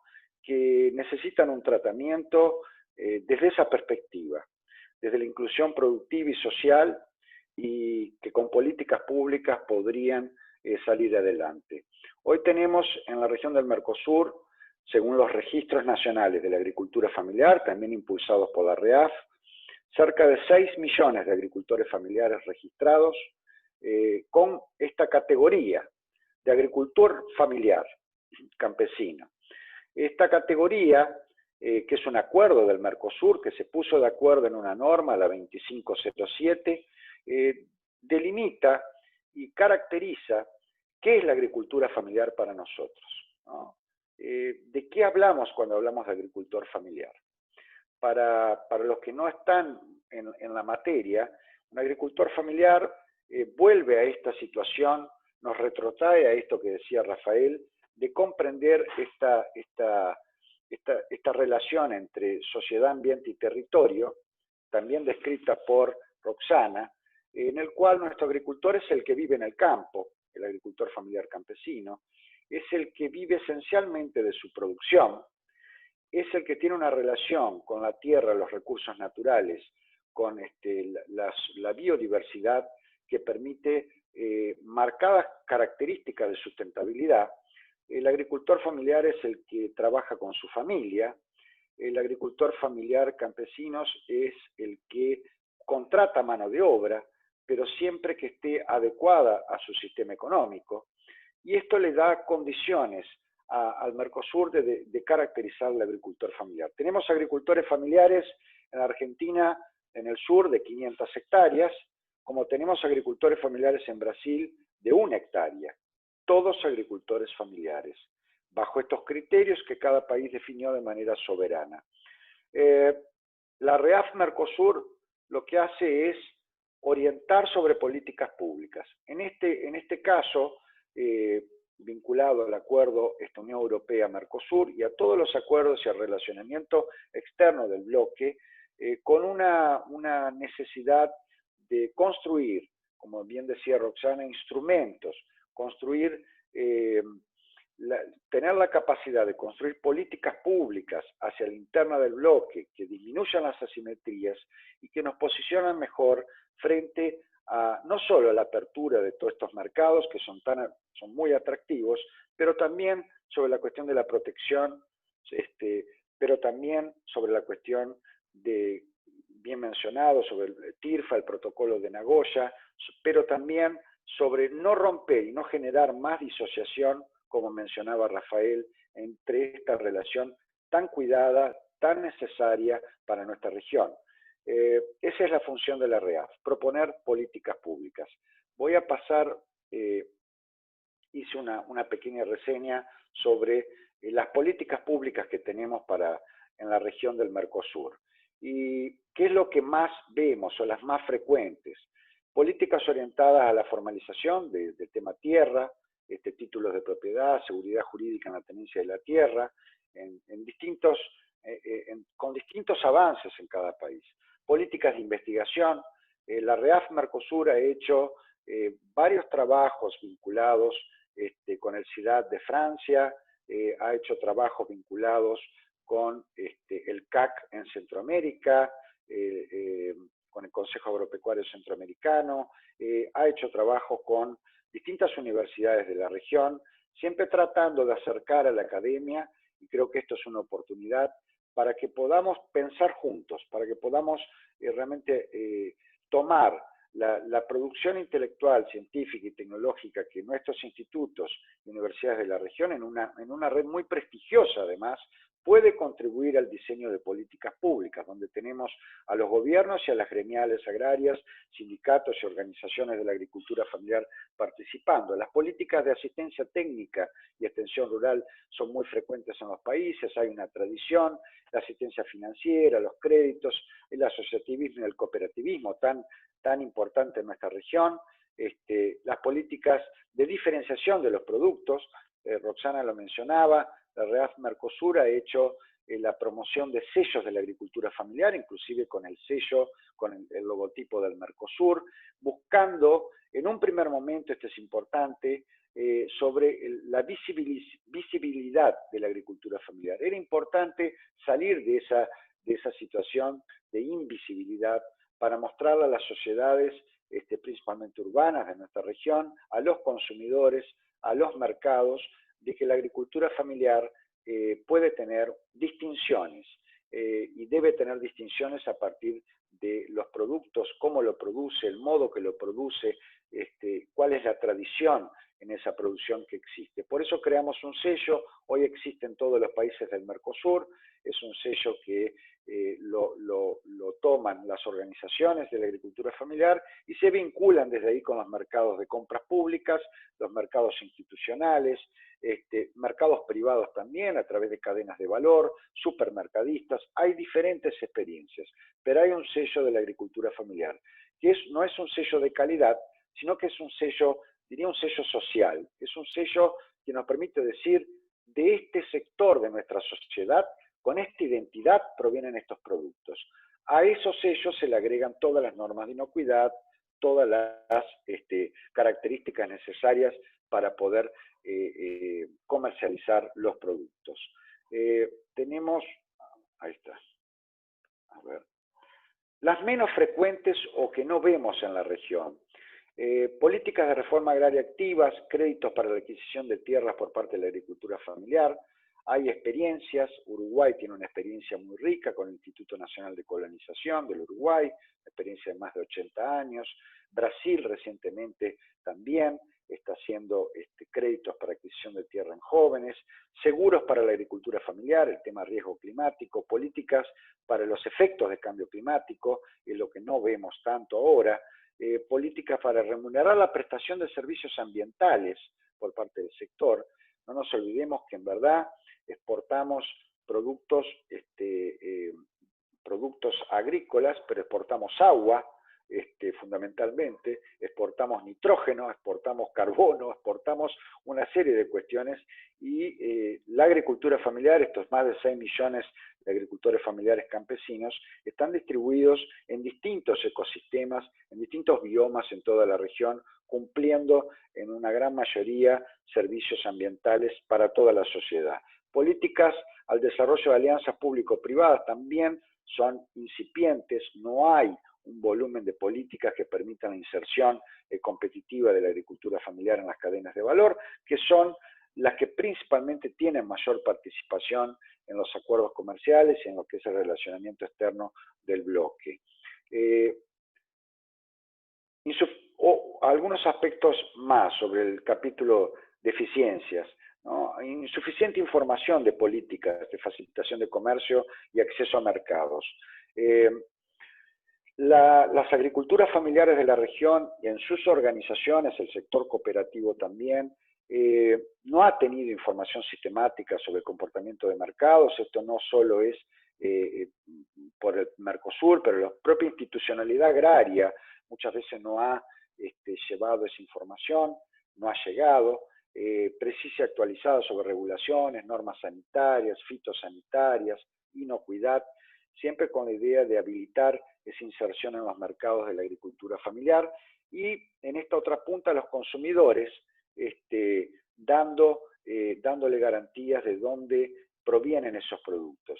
Lo estamos viendo ahora con el COVID, no tiene que ver con nuestro panel, pero realmente la situación de la región, más allá de que se mantuvo el flujo de intercambio comercial y el abastecimiento no se frenó, principalmente en el sector agrícola, hemos visto que los circuitos cortos de alimentación, tanto en Chile, en Brasil, Paraguay, Argentina mismo, se han mantenido básicamente por una producción sostenida de la agricultura familiar campesina, que ha abastecido los mercados locales y los ha abastecido con productos con inocuidad, productos con agregado de valor, productos con sellos distintivos, es decir, esa producción que hoy cumplió un papel fundamental para poder abastecer, no desabastecer en todo caso, los circuitos de cercanía. Es esa agricultura familiar que una porción de esos agricultores organizados pueda acceder a los mercados y que amerita políticas diferenciadas y un acompañamiento de normas a nivel regional para poder insertarse de manera sostenible. Hay limitadas políticas de financiamiento, de inversión, para adecuar las condiciones necesarias de nuestros agricultores, para cumplir los requisitos de formalización y normas. Recuerdo también un panel que hablábamos de esto en Chapecó el año pasado, en la REAF de Brasil, en el cual decíamos, indudablemente, la cooperación técnica y la inversión en materia de, no quiero llegar a hablar de reconversión productiva, pero cómo preparamos nuestras agriculturas familiares para que puedan no amortiguar el impacto de la apertura comercial, sino que puedan participar de esos mercados. Pero si estamos 20 pasos atrás en la inversión pública, si no hay renglones fiscales suficientes, si nuestra institucionalidad agraria está ralentecida en relación a los acontecimientos que pasan, siempre corremos atrás de la pelota, es muy difícil esperar que nuestras agriculturas familiares, sus producciones, puedan llegar a esos consumidores que lo van a valorizar. Lo van a valorar, como estamos viendo en Alemania, en Francia, en distintos países, la propia reacción de agricultores del otro lado, y con mucha vinculación que tenemos con el sector cooperativo. Es decir, el problema en sí no es el producto de la agricultura familiar, y me atrevería a decir su competitividad, sino que es esa disociación que bien decía Rafael, en el cual necesitamos instrumentos adecuados para volver a asociar. El consumidor quiere consumir productos, no productos kilometrados, productos que vengan necesariamente sin una denominación. El consumidor cada vez más necesita, y principalmente el mercado europeo, conocer de dónde proviene. Esa trazabilidad, ese blockchain que tenemos hoy en el mundo, encuentra del otro lado productores altamente cualificados en nuestra región, que son pequeños productores, son agricultores familiares, como también los hay en México, y quiere consumir esos productos. Quiere consumir el producto de Doña Clara, quiere saber de dónde viene. ¿Por qué? Porque está la cuestión, Rafael, Roxana, de la nutrición hoy tan centrada. El COVID ha relevado también de que ha aumentado la diabetes, por ejemplo. El COVID ha relevado también que ha aumentado otras patologías asociadas a productos alimenticios que básicamente no cumplen con los requisitos de una alimentación saludable. Los 4 platos que comemos al día, cualquier habitante con cierto poder adquisitivo, obviamente, ¿no? O con sistemas de protección social y de seguridad alimentaria eficientes, esos 4 platos de alimentos en el desayuno, almuerzo, merienda y cena, provienen ciertamente en gran medida de productores de la agricultura familiar. ¿Cómo no volver a asociar, a pensar de manera sistémica esa complejidad que viene desde el Neolítico y que tuvo en algún momento, diría, a fines del siglo XX, ese esfuerzo de disociación? Con esto al contrario, estamos muy a favor de la tecnología. Creo que la agricultura 4.0 vino para quedarse. Creo que tenemos que usar las TICs, tenemos que acercar la tecnología a la agricultura familiar, a los territorios, para que podamos realmente hacer una herramienta de inclusión. Los problemas.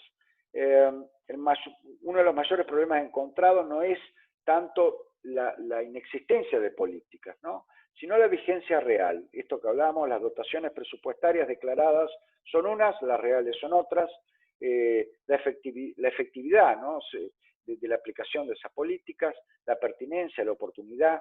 Hay un debilitamiento institucional, lo que nosotros lo asumimos como una cuestión casi de normalidad, pero la rotación, la poca capacidad de estructurar cuadros de funcionarios, no digo la excelencia de los negociadores que tenemos, que por suerte persisten, pero en general en nuestra institucionalidad agraria vemos una alta rotación y eso es desacumular. Y en cualquier proceso de negociación, si queremos ir a un win-win, tenemos que tener capacidad de acumulación en nuestros equipos a nivel de los ministerios en nuestros países y de los institutos de investigación.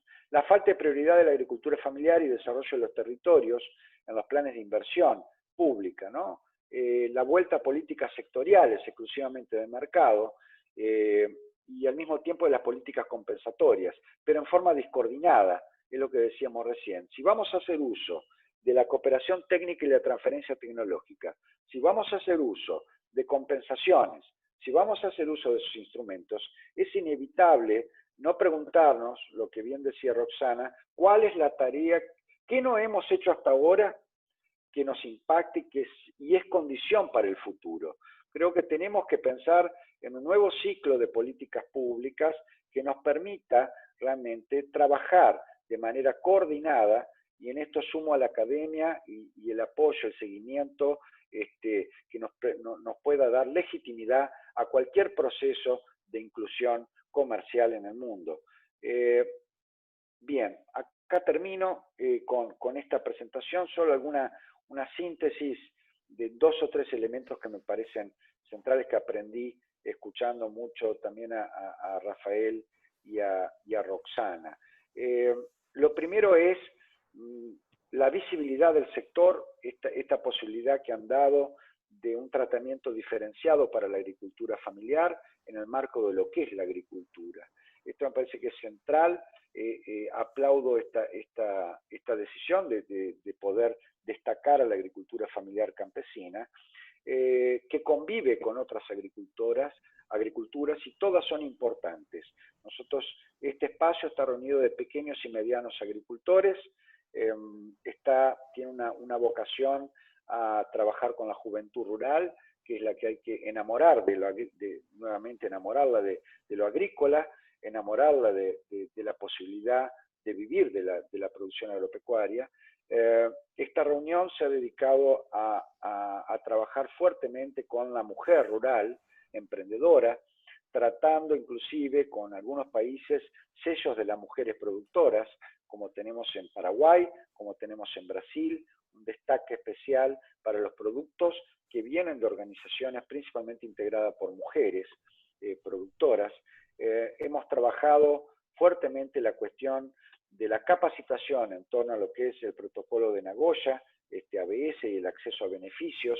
Nos parece que es fundamental vincular y traer más competencias, más talento, más habilidades a nuestros dirigentes y también a nuestros dirigentes de gobierno para poder proponer al Mercosur nuevas normas, nuevos marcos de política pública que permitan incorporar lo que es la sociobiodiversidad al proceso de producción, a los sistemas agrarios y a los procesos de relacionamiento externo del Mercosur. En ese marco se inscribe lo que mencioné antes. Indudablemente estamos muy lejos de lo que fue la PAC o la historia de la PAC y el tratamiento propio y los pilares que tiene la PAC, que en algunos destaca tácitamente el trabajo con la juventud rural y con otros elementos claves de sus agriculturas familiares, pero creo que estamos en condiciones de poder avanzar en una nueva etapa que salga de esa disociación, que interprete la importancia del relacionamiento externo, pero asociado a la seguridad alimentaria. Después de la pandemia creo que quedan aprendizajes importantes en ese sentido, y de la integración de distintos sectores, desbordar lo que hemos trabajado hasta el momento, integrando estos sectores de la vida y del conocimiento al desarrollo de políticas públicas.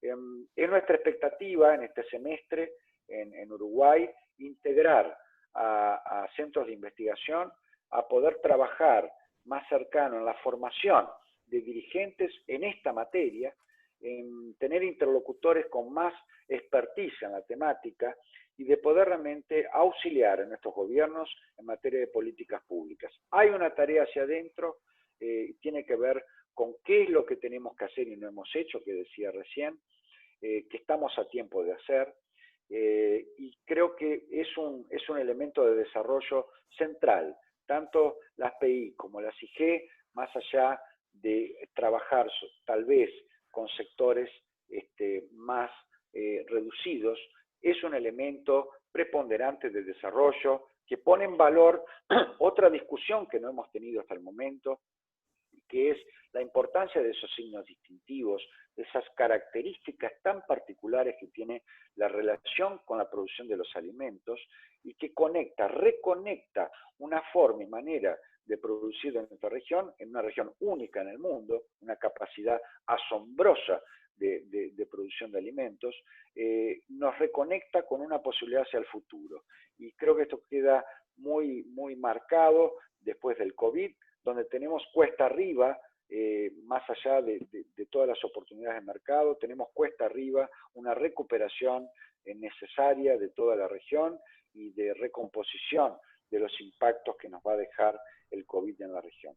Yo le agradezco mucho, realmente ha sido muy bueno, los invito a que podamos tener a través de la profesora Sandra Negro y del CEDI algún relacionamiento con la REAF Mercosur en el próximo semestre, que sería muy importante para la reunión especializada de agricultura familiar. Muchísimas gracias. Bueno, muchísimas gracias a usted, ingeniero Vizcay, por habernos introducido en la labor de la REAF Mercosur y en el concepto de agricultura familiar, y haber tenido una exposición que, bueno, sale de lo normal de los abogados y los doctores que estamos acostumbrados a escuchar. Les quiero agradecer a los 3 expositores por haber respetado el tiempo. Y ahora les voy a hacer una serie de preguntas que ya hemos recibido. Voy a comenzar por la doctora Blasetti. Hay una persona que quiere saber si el caso La Rioja, que se presentó ante la Corte Suprema, ya ha sido resuelto, si ella sabe o no, tiene algún tipo de conocimiento respecto del mismo.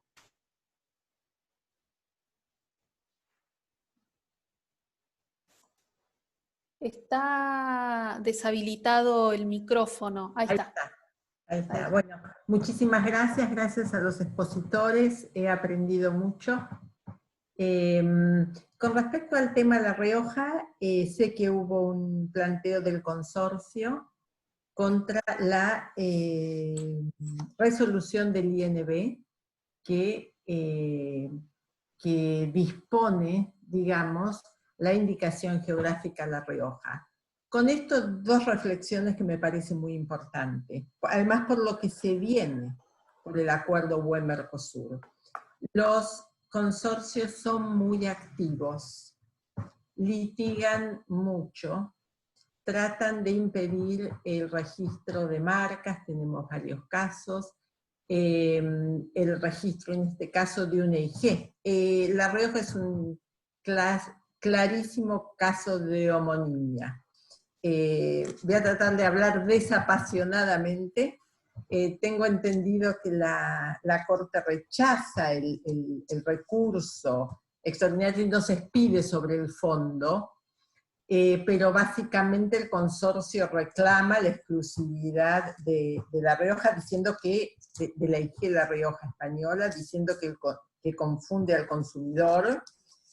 ¿Qué dice el INB, el Instituto Nacional de Vitivinicultura? Bueno, poniendo La Rioja Argentina, la indicación argentina es La Rioja Argentina, todo grande y con la misma letra en mayúscula, no hay ninguna posibilidad de que se confunda al consumidor, pero dicho sea de paso, está incluido entre las excepciones del acuerdo ARPIC, pues en nuestro caso es el nombre de una provincia. Entonces es un clarísimo caso de homonimia. Tengo entendido que se rechazó ese pedido de recurso extraordinario, porque además la Corte no podía hacer una evaluación si efectivamente había engaño al consumidor o no. No sé mucho más respecto al tema, pero aprovecho para contarles cómo se solucionó el tema de La Rioja, que llevó mucho tiempo de discusión. La Rioja se resolvió así. No se registra en el territorio. Van a ver en la lista, que lo pueden ver en la web, en el caso de La Rioja, en el listado de la UE, tiene un asterisco y dice que la UE no buscará protección en el territorio argentino, del término Rioja. Y a su vez no da protección dentro del listado a La Rioja Argentina. Pero sí se protege Rioja en Brasil, Paraguay y Uruguay.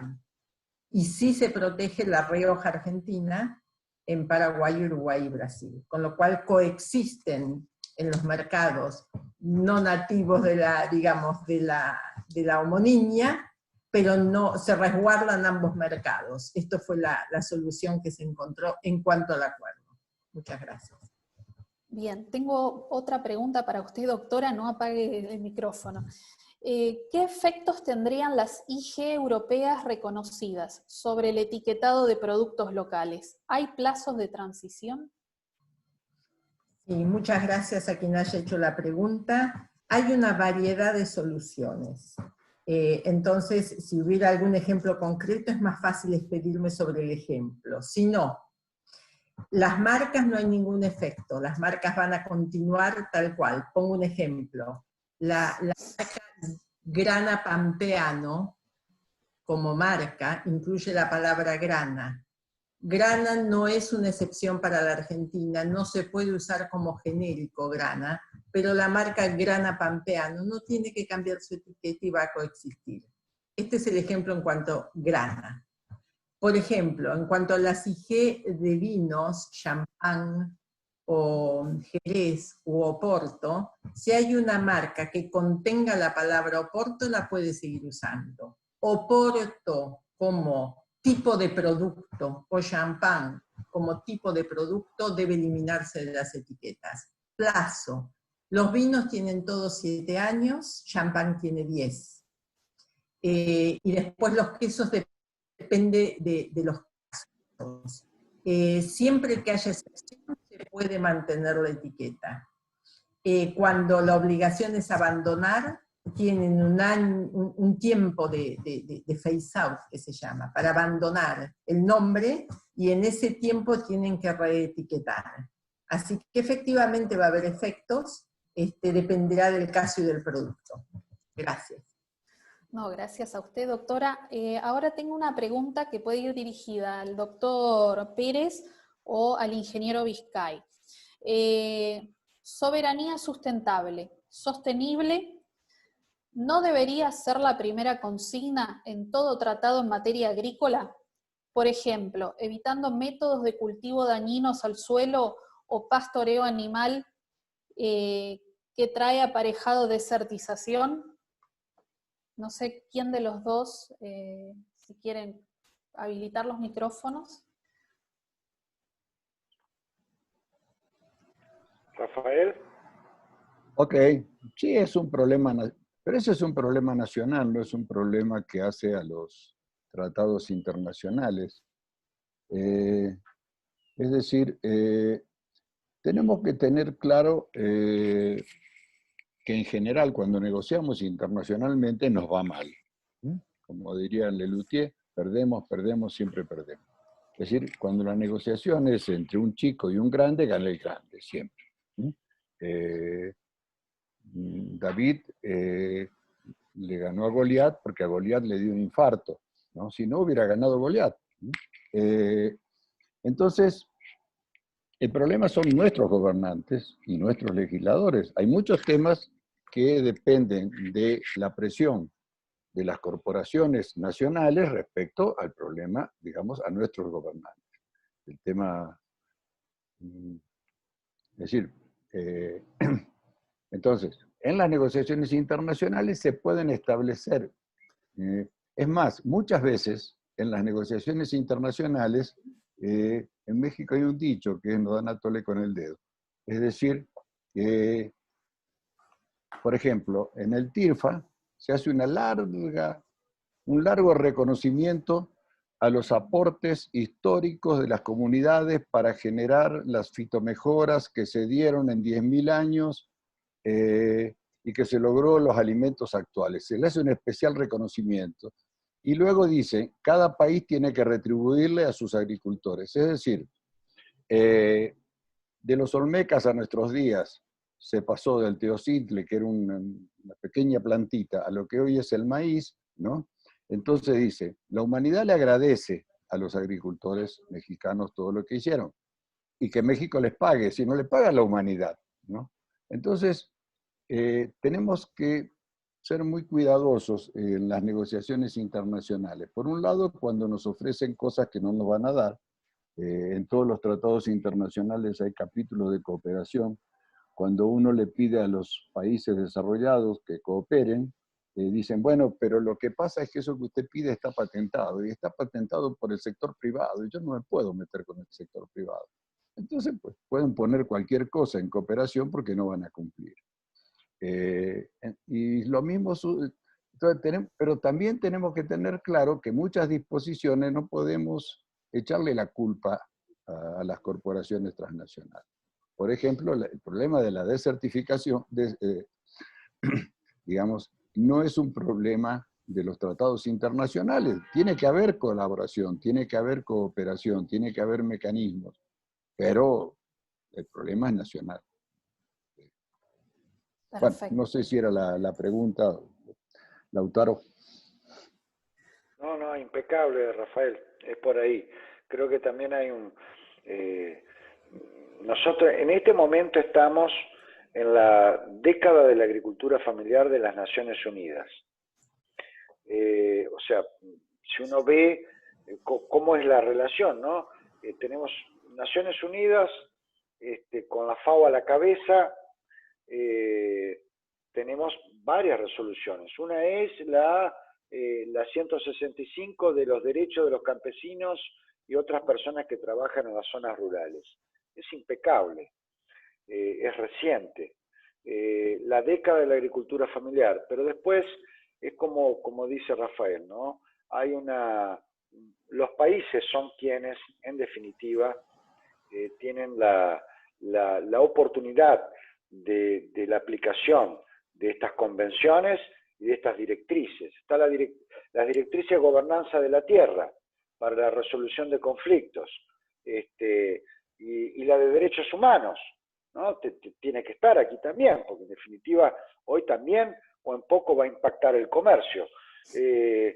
Y creo que son temas, como dice, si hablamos de soberanía en la producción sostenible de alimentos, hay una, no solo de seguridad alimentaria, pero de soberanía alimentaria. Vuelvo a esto que decía Roxana. ¿Será que este nuevo regionalismo responde a estas cuestiones? ¿Será que post-COVID tendremos un grado de reflexión de los políticos frente a la imperiosa necesidad de pensar en la seguridad y soberanía alimentaria?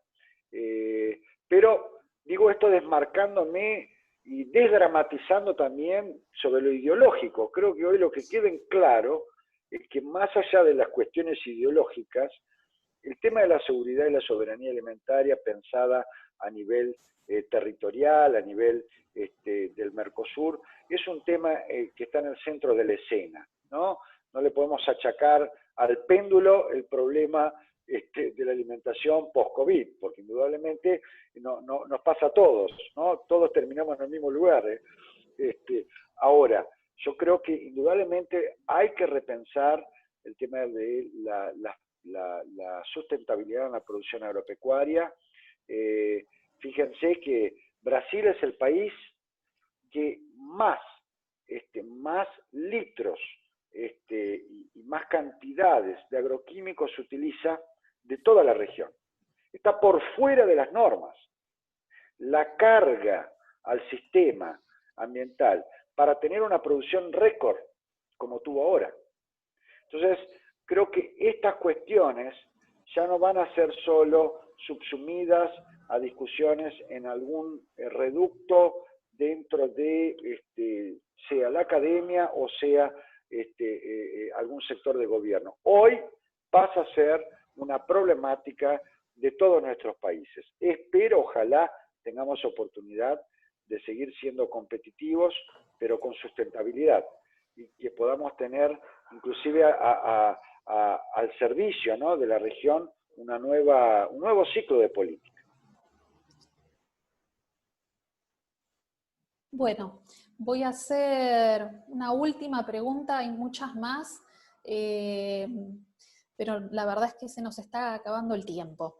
Esta va dirigida al doctor Pérez Miranda y dice, ¿cómo incide la negociación del TMEC en otros sectores como el farmacéutico? ¿Hay cambios sustantivos en el derecho de patentes? Sí, muchos. Muchos y malos. Digamos, se incorporan segundos usos. Bueno, a ver, no necesariamente todo lo malo viene del TMEC, como les dije, mucho de lo malo viene de nuestros propios gobernantes, es decir, hay cosas que se podrían hacer y no se hacen, ¿no? Es como si dijéramos el problema, recuerdo muchas pláticas con Vergel, con Aldo Casella sobre el tema de la soja y de Monsanto, y cuando decíamos, bueno, el Mercosur es un oligopsomio, tiene una capacidad de negociación impresionante en esos temas, y no se hace, ¿no? Entonces la culpa no siempre viene de afuera. Acá el TMEC tiene disposiciones muy negativas. Por ejemplo, tiene la obligación, México tiene la obligación de otorgar o prolongación de patentes o certificados, que es lo mismo, ¿no? Lo único que para poder decir que los 20 años son improrrogables, pues en vez de otorgar una prórroga de la patente, se otorga un certificado que tiene los mismos efectos que la patente, ¿no? Entonces, la posibilidad de la prórroga de la patente por demora en el otorgamiento de la patente tiene también la disposición de que si se demora en el otorgamiento de la autorización de comercialización, pues también si se pasa de una cantidad de años, 5 años, también hay que otorgarle una prórroga a la patente, o sea, otro certificado, ¿no? Los certificados se pueden duplicar, no existe esa posibilidad de establecer un máximo de 5 años entre los dos. Es decir, otorga toda una serie de ventajas, ¿no?, el TMEC, ¿no?, y de obligaciones. Algunas se eliminaron, por suerte, pero por los representantes demócratas, como lo dije en la plática. Por ejemplo, se eliminó la protección de datos de 10 años para los fármacos biológicos, se eliminó la protección de datos de 5 años para los fármacos químicos, se incorpora de otra manera, ¿no? Ahora, México legisla, y legisla como si no... Para darles un ejemplo, digo una imagen clara, ¿no? Hay una carta de los representantes demócratas a quien presidía la comisión dictaminadora del Senado de México, diciéndoles, señores, ese proyecto de ley que ustedes presentan perjudica en demasía a la sociedad mexicana en materia de fármacos. Tal cual. Y entonces hicieron una trampa, como les comentaba hoy, sacaron segundos usos de donde estaba y lo metieron a segundos usos como que en la parte de novedad. Utilizaron el sistema europeo, ¿no? Es decir, bueno, no se pierde la novedad si lo que se va a patentar tiene un uso diferente al uso para el cual había sido patentado, ¿no? Bueno, entonces, se incorpora, como les decía, esta disposición. Para darles un ejemplo, cuando la Suprema Corte de Estados Unidos tuvo que debatir el fallo, ¿no?, sobre agotamiento internacional del derecho de patentes, el objeto del debate, del fallo, de la litis, no era un fármaco, ¿no? Era un relleno de tinta para impresoras, ¿no?, de computadora. O sea, no tenía nada que ver con los fármacos. Pues hubo una cantidad enorme de amicus curiae frente a la Corte, todos laboratorios farmacéuticos, ¿no?, que eran los interesados, ¿no? Bueno, entonces, y México, en cambio, lo que hace es limitar el agotamiento al orden nacional, ¿no? Entonces, creo que si en América Latina nos pusiéramos de acuerdo en adoptar lo mejor de cada legislación, por ejemplo, que Brasil y México adoptaran el agotamiento internacional del derecho de patente y las normas antimonopólicas que permite la legislación argentina. Si México y Argentina adoptaran el concepto de explotación de la legislación brasileña, etcétera, podríamos tener una excelente legislación en propiedad intelectual. Son los factores internos los que nos lo impiden. En el TEMEC dice clarito la posibilidad de aplicar los acuerdos de Doha, o sea, el 31 bis de ADPIC. Pues, ¿qué sucede? En la legislación mexicana no lo incorporan. Entonces, digamos, la ley de propiedad industrial de México es pésima, ¿no? Pero ojo, no todo es culpa del TEMEC, ¿no? En gran parte es culpa nuestra, ¿no? Gracias.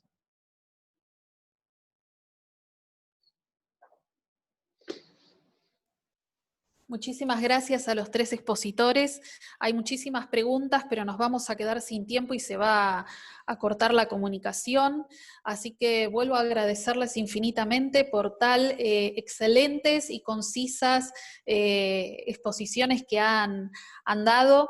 Les comento que lo que acabamos de escuchar se grabó y se va a subir al canal de YouTube del CEIDIE, y los quiero convocar para la próxima reunión, el tercer encuentro, que va a tener lugar el 21 de julio a las 17 horas, donde se va a tratar el tema de propiedad intelectual e innovación. Bueno, con esto damos por terminado el seminario, y bueno, muchísimas gracias por el respeto al tiempo. Les mando un saludo a todos. Hasta luego. Gracias por la moderación. Muchas gracias por la moderación. Muchísimas gracias. Sí. Gracias.